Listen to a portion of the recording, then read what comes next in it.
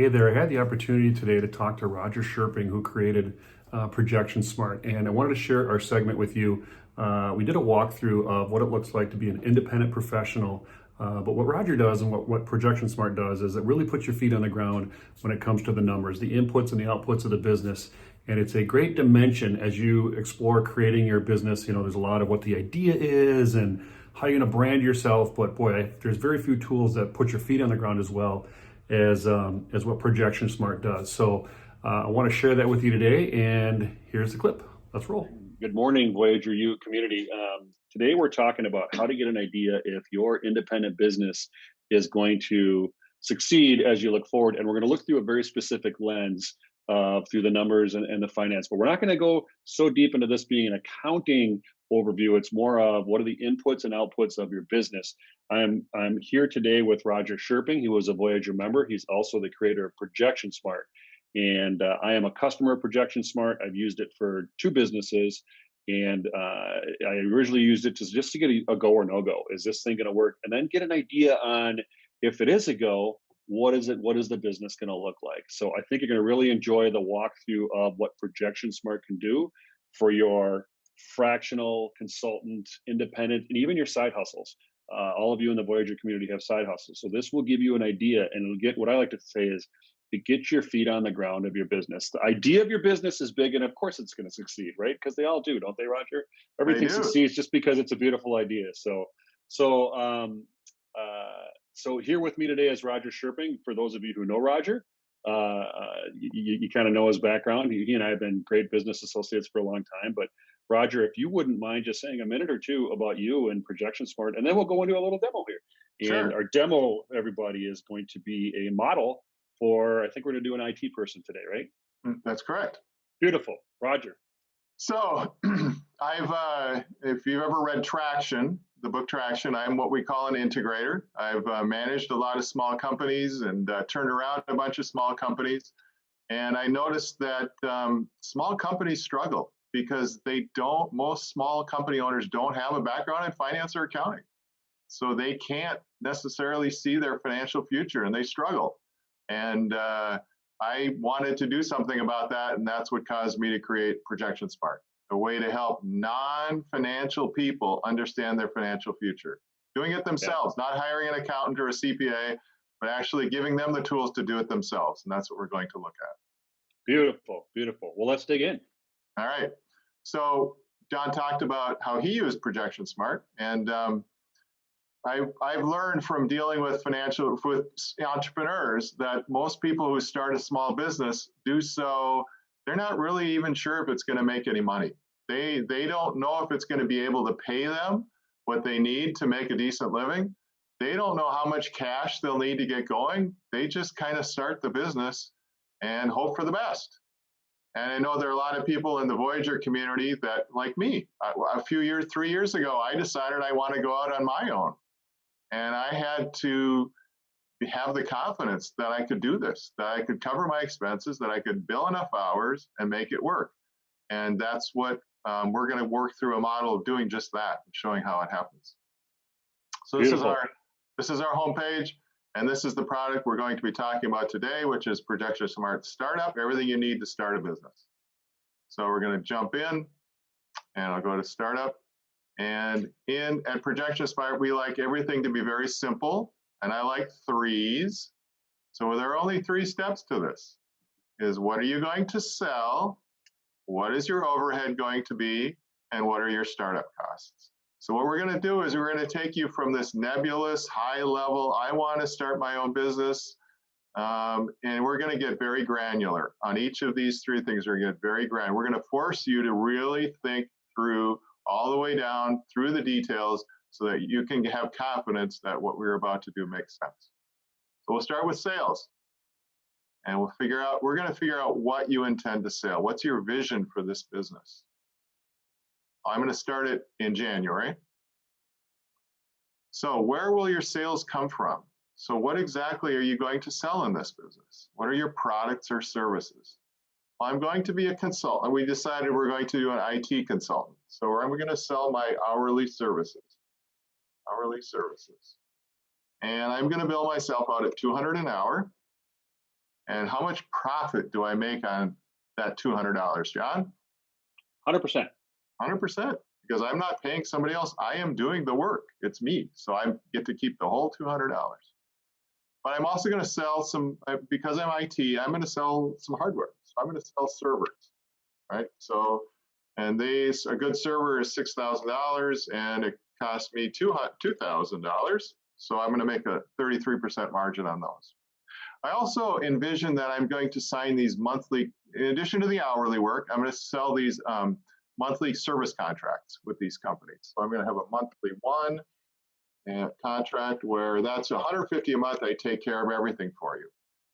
I probably don't make 100% on this because I probably need to spend some money on some hardware or something like that. So maybe there's $20 a month in costs that I have to incur. And then for bigger companies, I have a monthly two, so it's a little bigger. This is $500 a month, and then this one it costs me about $50 a month for whatever I need to do. So I stop and I think, yeah, pretty much that's what I think I want to do. That's how I see this business operating. Those are the prices I would charge and my costs for each. Great, we've accomplished that.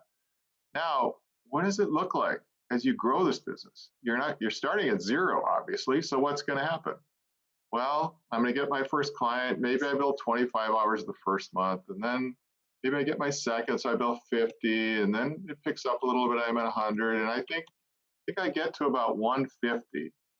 And I think that's probably a pretty reasonable number, because if you say they're like 175 hours in a month, so 150, that leaves me 25 hours a month, or about 6 hours a week, 5 or 6 hours a week to do all the admin and like Sales, don't forget sales. Sales, yep. I got to update my Facebook every week with my posts. I got to do all that stuff.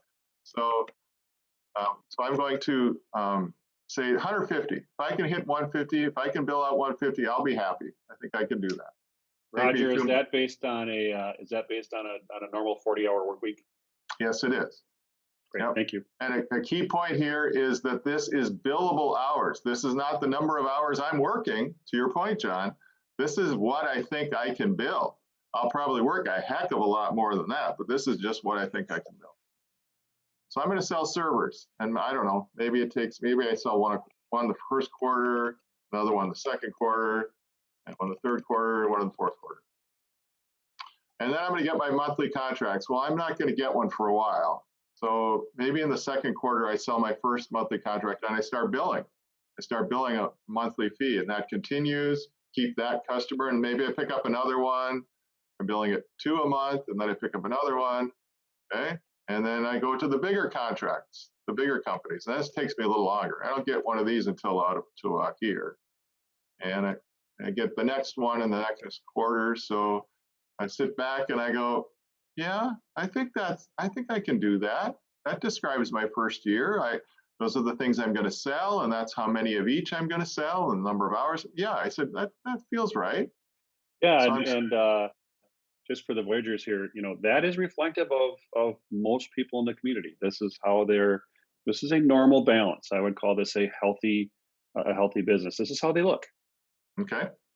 So that's year one, and we're going to do this for 2 years because we want to make sure that this thing is going to fly, and we're going to give you 2 years so that we can see the cash flow. And so we're going to go number here to the second year. So I copied all the numbers, but we can just pick up where we left off. So I was at 150, and I think I decided that, if I can maintain 150 billable hours going forward, that's good. I'll go with that. And the servers, I was selling 1 a quarter. Well, maybe in the second year, I'll be selling 2 a quarter. You got good at it. Getting better at it, getting more efficient, increased that marketing ability and all that. So I ended the year last year with 3 monthly clients, and then I'm going to go to 4 and maybe 5, and maybe that stays at 5 the rest of the year. But I'm going to pick up some bigger contracts this year. So I start out at 2. The bigger contracts are going to come in a little better, and I'll go to 6. And by the end of the year, second year, I think I'm going to have more of the big contracts than I do of the small contracts. So I stop and I look at it and I go, yeah, okay, this feels like something I can do for the second year. So I hit save, and I'll hit save and continue. We'll go back up here and we'll look at this first one's checked off. we're done. We're done with the first one already. We've already figured out the sales aspect of your business.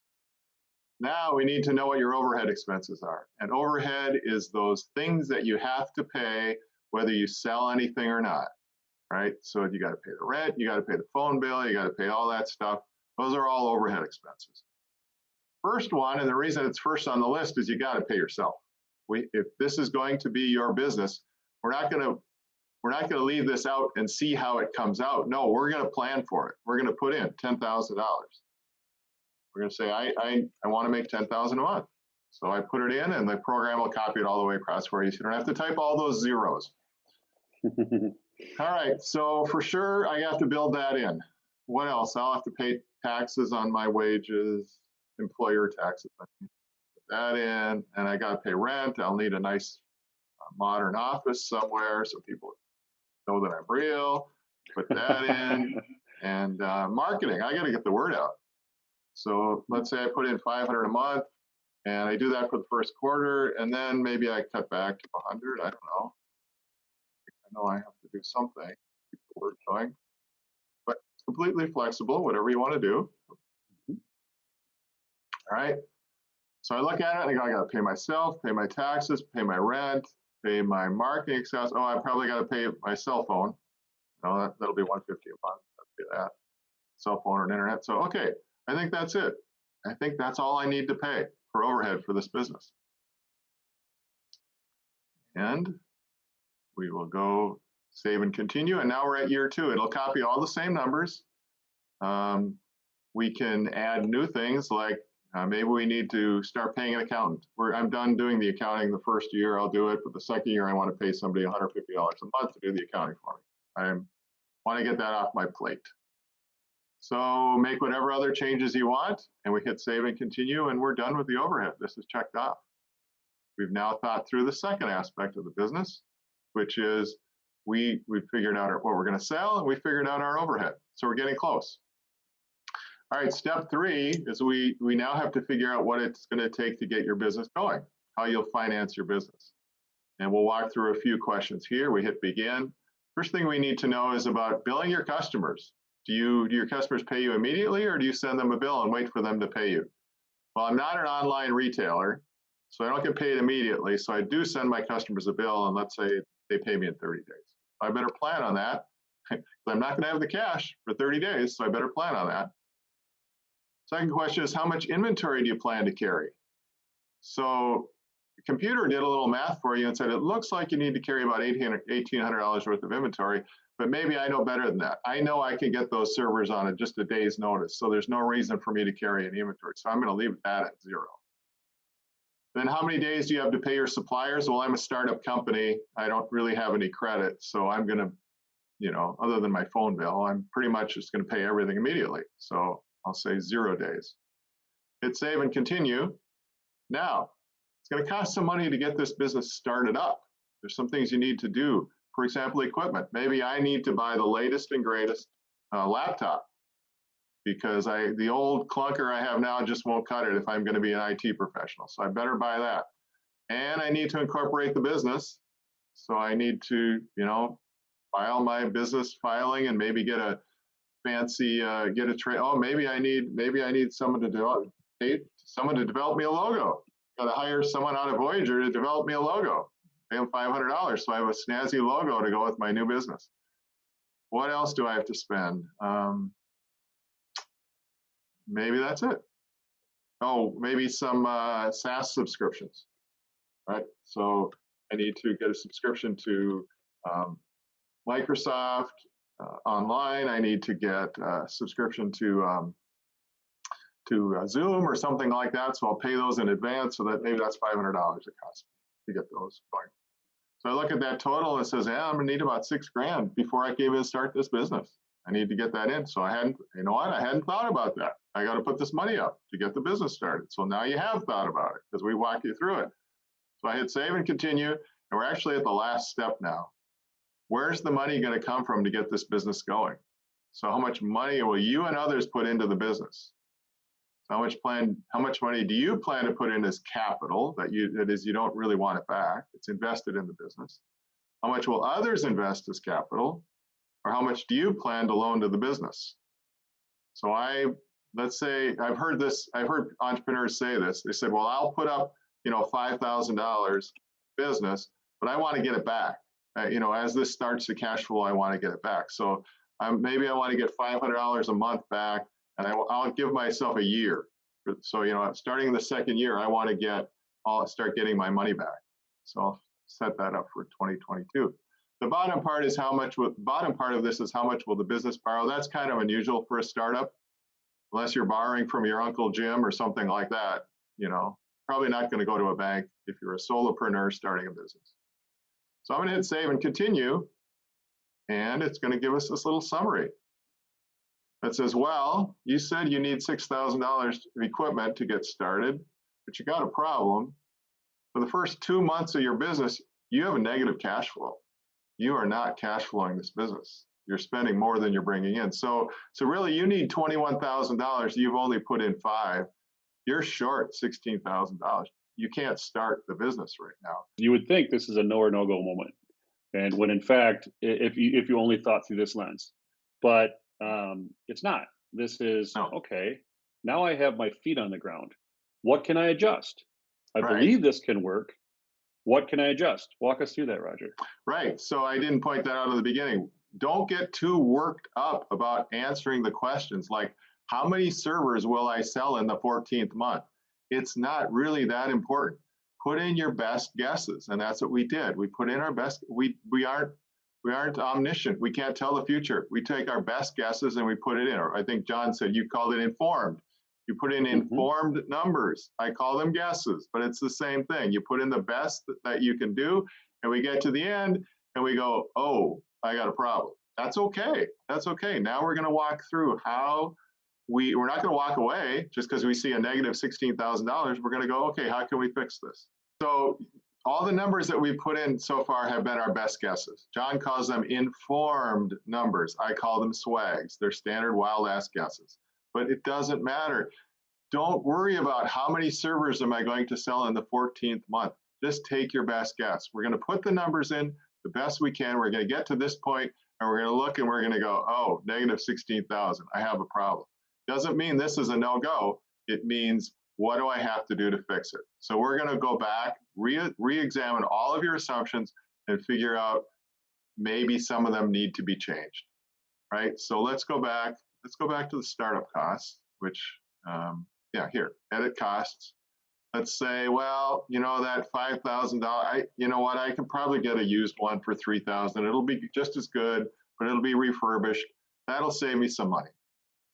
So I'll do that. And maybe, I can scratch out a little more. I'll put in 7,000. So we'll say save and continue there. And okay, well, it's better. We're still short 12,000. Well, one thing we're going to have to go back to is, remember I said I need to make 10,000 a month right from day one. Well, clearly that's not going to happen. The business, not surprisingly, the business can't support that. So let's go back to our overhead section, and let's say, you know what, the first month I'm just not going to be able to take anything out, and probably not the second month. Maybe in the third month I can take out 5,000. But the first 2.5 months are going to be, I just don't have the cash to do it. Sweat equity. Sweat equity, that's right. You got to build the business first. So let's go back and see now. Oh, so now we go back to that startup summary, and now we say, okay, $4,000 in startup costs, and you still had a negative cash flow. So really you needed $5,600 to start this business. You put in 7, so we actually have a positive number. So you made it positive, but just by tweaking a couple things, just a couple tweaks, made it work. And entrepreneurs told me, do not throw a bunch of reports at me. Show me graphs. Can I stop you for a second here too, Roger? So think about this, everybody, is in less than 5 minutes, we went from I'm not in business to I'm in business. Just by adjusting to the realities of a startup. Yeah, you may not take a paycheck in the first month. Well, if you're somebody who's been laid off, you know what that's like. You live for a few months without a paycheck sometimes. So these are normal things that you're probably experiencing now, but in this model and in this industry, this is how you can go forward and make money. Go ahead, Roger. Okay, so that's really important that we now that you understand it, not only do you understand it, you have the mathematical basis for confidence in what you're doing because you've got the numbers that support it. So entrepreneurs told me, show me graphs. So that's what we do. We show you these graphs. So this one tells us what our monthly cash flow is. It's going to be negative for the first month, but then we're going to start cash flowing right away in the second month, and it continues to grow from there. Our cash balance will grow from there. Our receivables, because we're billing our customers, they'll grow as the business grows, then they're going to level off. We said we're not going to carry any inventory or any payables.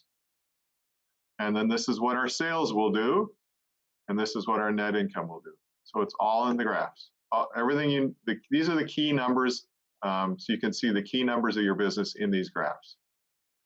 But let's say you need more than the numbers. You want to see the actual financial statements. Maybe that $8,000 that you're going to put in, you want to see if your Uncle Bob will loan you that money. So he wants to see the reports that are behind this. Well, we can do that.